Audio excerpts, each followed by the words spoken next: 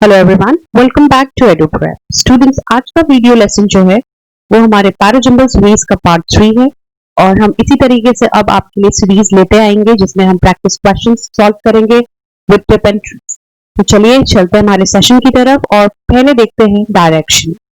So the direction is given below are 4 jumbled sentences. Pick the option that gives their correct order. आपको नीचे 4 jumbled sentences दिए गए होंगे और साथ में ऑप्शंस दिए गए जाते हैं।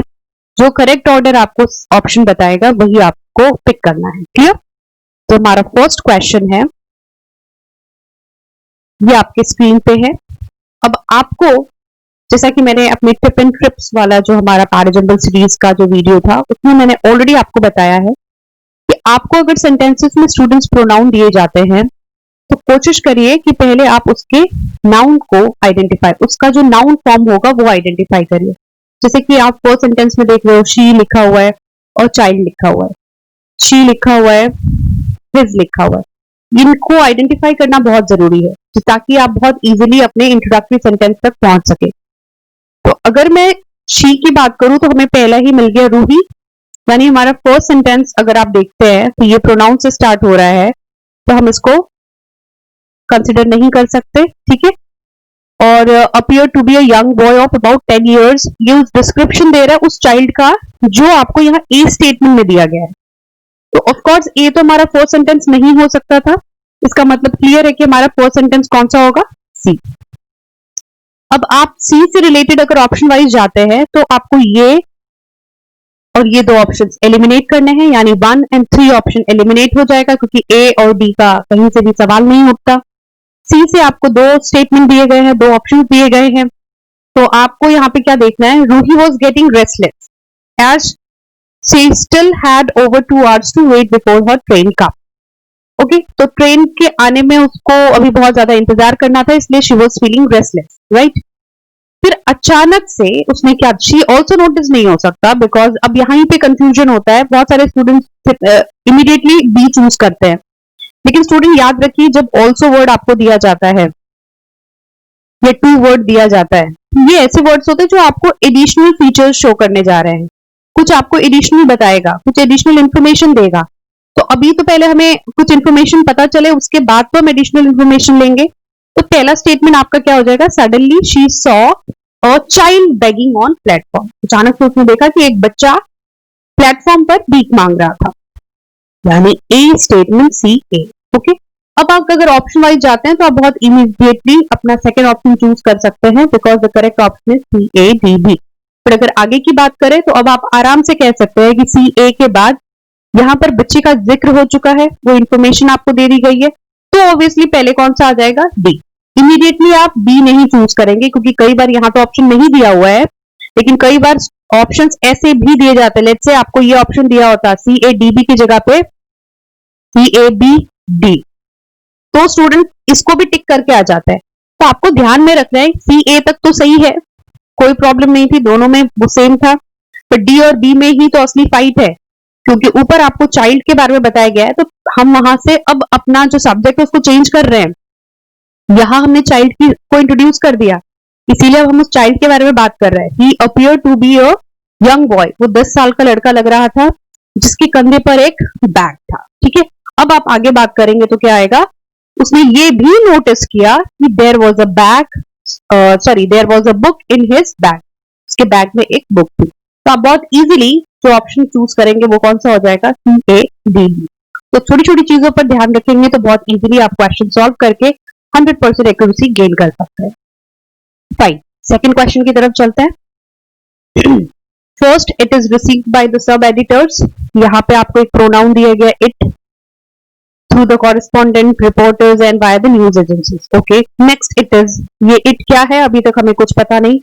The sub editors then examine the news and reward it. Okay, सब editors का यहाँ पर आपको एक नया आइडिया मिल गया। और डी में आपसे कहा जा रहा है news from its reception to printing goes through a series of interconnect. Okay, यहाँ पर आप देख रहे हो कि ये क्या कह रहा है आपसे? रिसीव्ड बाय सब एडिटर्स थ्रू कॉरेस्पॉन्डेंट। ये आपको कुछ इंटरकनेक्टेड स्टेजेस बता रहा है कि हमें न्यूज कहां कहां से किस तरीके से मिलती है। इसका मतलब हमारा जो ये इट प्रोनाउन है ये किसको डिनोट कर रहा है? ये डिनोट कर रहा है न्यूज को, यानी कि हमारा फोर्थ स्टेटमेंट होना चाहिए था डी। अब ऑप्शन जो हम एलिमिनेट करेंगे वो बी और सी वाले। अब आपके पास दो दिए हुए, हमें अगर एग्जाम में करना है तो हमें सिर्फ एक पेयर और ढूंढना है जिससे कि आप अपनी 100% एक्यूरेसी के साथ ऑप्शन को पिक कर सकते हैं। आगे बढ़ते हैं। न्यूज फ्रॉम इट्स रिसेप्शन, वो आपने कहा कि वो सीरीज ऑफ इंटरकनेक्टेड स्टेजेस से होकर गुजर, तो कैसे जाएगा? सब एडिटर रिसीव करते हैं, it is receive sorry first it is receive by the sub editors. Okay, सब एडिटर्स इसे रिसीव करते हैं किससे? Through the correspondents, reporters and via the news agencies. Clear? यानी सबसे पहले किसके पास आया?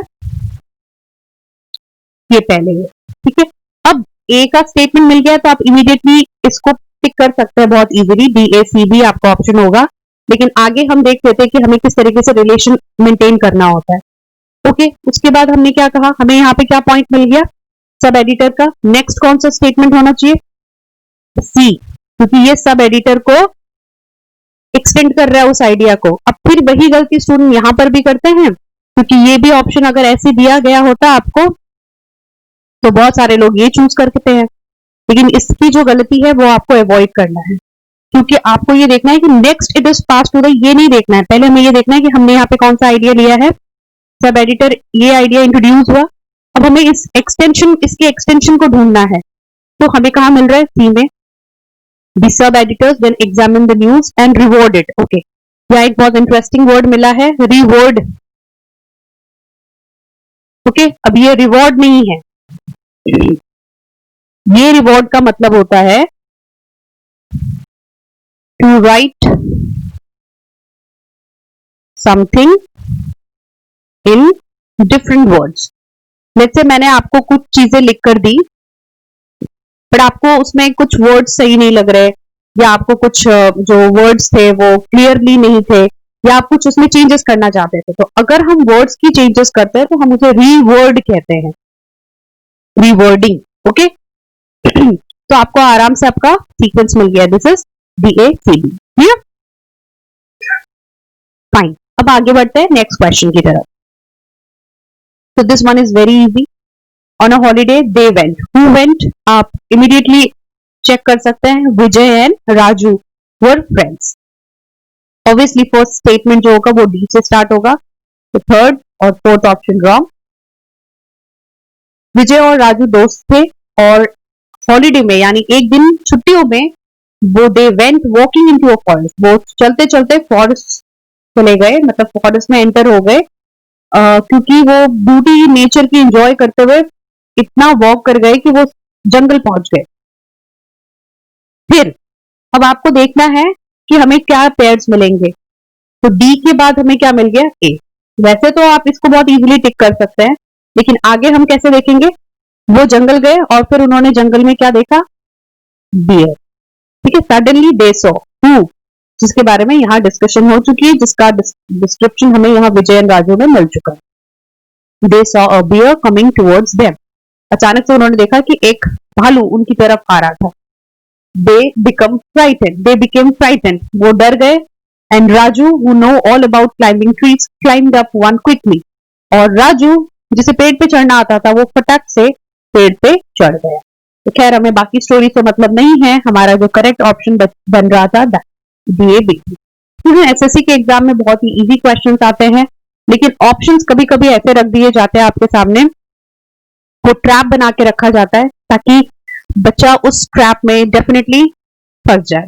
तो आपको बस थोड़ा सा पेयर ढूंढते रहना है, डिस्क्रिप्शन ध्यान देनी है, जो एडिशनल इंफॉर्मेशन दिए गए हैं, जो ये छोटे छोटे क्लू वर्ड्स होते हैं लाइक टू, दिस, सच, इन वर्ड्स पर बहुत ज्यादा अटेंशन रखना है, क्योंकि यही वर्ड्स होते हैं जो आपको क्लू देते हैं और इन्हीं वर्ड्स की हेल्प से हम करेक्ट ऑप्शंस आइडेंटिफाई कर सकते हैं।